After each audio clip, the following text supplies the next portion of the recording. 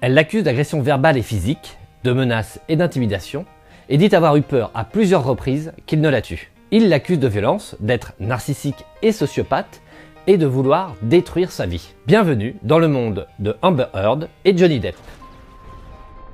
Rien ne va plus entre les deux acteurs depuis leur divorce en août 2016, moins de 2 ans après leur mariage.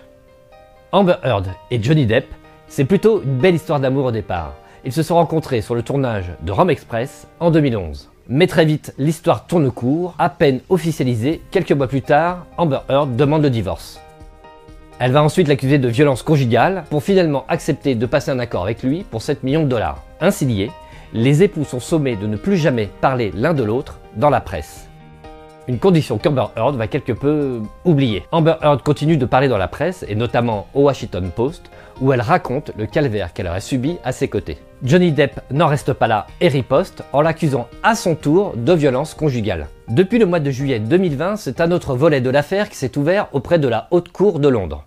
Johnny Depp se retrouve cette fois face au journal The Sun, qui l'attaque pour diffamation après que ces derniers l'aient présenté comme un mari violent.